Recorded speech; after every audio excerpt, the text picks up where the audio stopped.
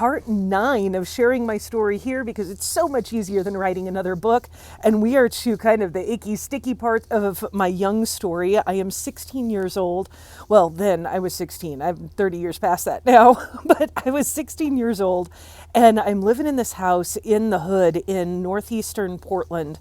And it's like 1995. And there's like 5 of us staying in one bedroom, and I discover that I have crabs, and it is like the grossest experience like ever. And I'm just like, what the hell? I've got to get out of this. And I go out front, and I'm sitting on the porch, and I'm smoking on the street, smoking out front, and I literally watch a guy that I know be unalived. And I didn't even flinch. And that sounds so insane as I tell the story because it was like I was just numb. I was so numb to life, numb to everything. And I just sat there and kept smoking. And the cops wouldn't even come down that street. I just sat there. And my only thought was, this isn't safe. It's probably not safe. And the family that lived there, that owned the house, the mom and dad didn't speak any English. And they were Tongan, and the mom could tell there was something wrong. And I was like, I did my best to explain to her with a major language barrier for both of us that I needed to go. And she knew I needed to go. And I don't know how it happened or what it was just one of those moments where it was like the universe just opened everything up. And it was like, she got me out of there. And she drove me away. And I disappeared into daylight. Like, it wasn't in the middle of the night. It wasn't any of those things. I think she just knew that I needed to go, and I knew I needed to go. And I packed up my stuff like nobody was home one day. I just packed up my stuff real quick. She had me put it in the car, and she dropped me off somewhere far away from the hood. And it was the best thing. Like, she was an angel. She was a miracle worker. She saved my life because I was getting in trouble. Oh, I forgot. During that time, I had also forgot about this. I had borrowed a car, a car, and I had backed into a really nice classic car long enough for them to see me there, and then I drove away. And so I had this case pending also that was actually a felony hit and run, and I just walked away from all of it. That will actually come back later in life, but not for some years. So I end up calling my mom. She co-signs on another apartment for me. This whole thing happens in the span of like 3-4 months. It's right around my 17th birthday. She co-signs for another apartment for me down in downtown Portland. So it's only a few miles away, but it feels like an entire different like ecosystem. It's a different culture because I went from being out in the hood to being down in downtown, which was right by Pioneer Square. And it was really a cool setting. Like, I'm sure that apartment is really expensive now, but it was this adorable little studio apartment. I paid $440 a month. It was a 3rd floor walk up, and it had a Murphy bed and a great big window seat. I loved this place. This was the next few months were the season that I felt more empowered than like so many other times of my life. This season was so sweet for me. Like, the Alanis Morissette album came out, The Jagged Little Pill, and I would just sit in that window seat, drink my 40s, and listen to the music, and the music coming up from Pioneer Square. I ended up getting a job at a Village Inn, like a Waffle House. And so I'm riding the Max, which is like the train in Portland that at that point, it only went from downtown up to like Lloyd Center.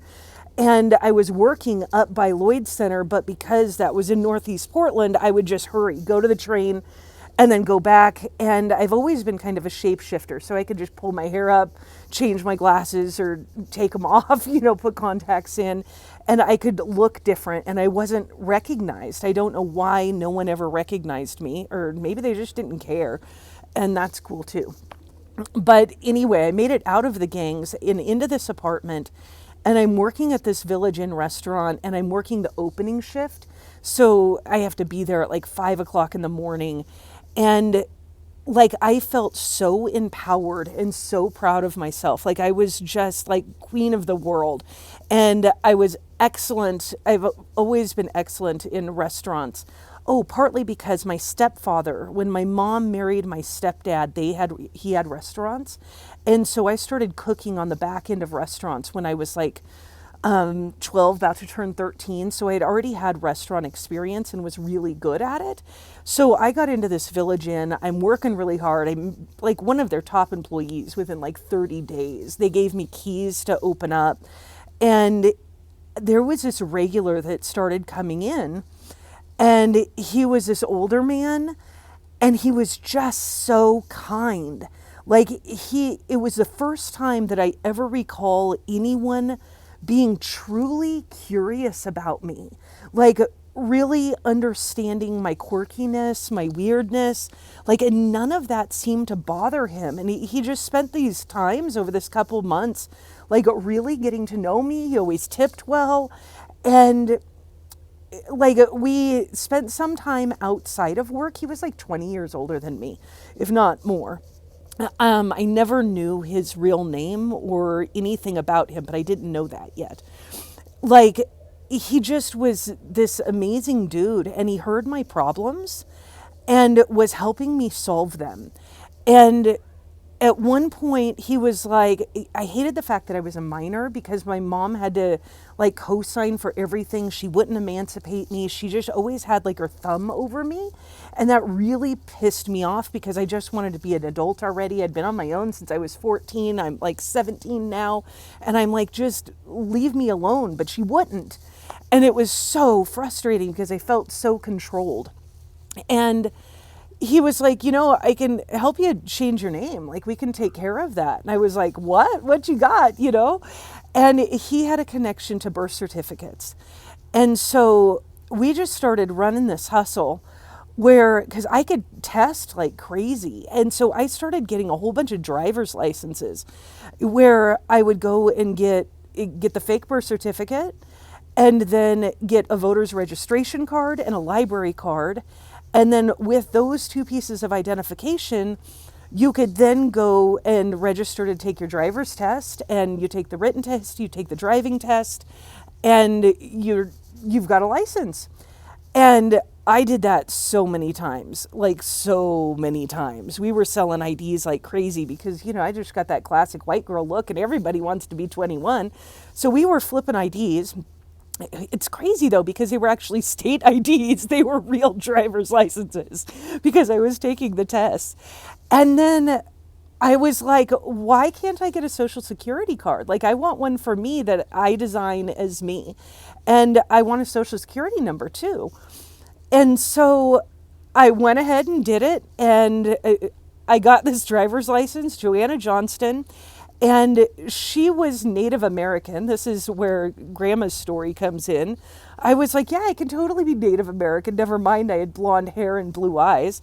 I just got my hair wet, fresh out of the shower, put it in a French braid, took my fresh driver's license down to the Social Security office and said, well, I don't know. I was born on an Indian reservation, and I don't know if I have a Social Security number. Can you check and see? And if I don't have one, would you give one to me? And if I do, would you just give me a replacement card?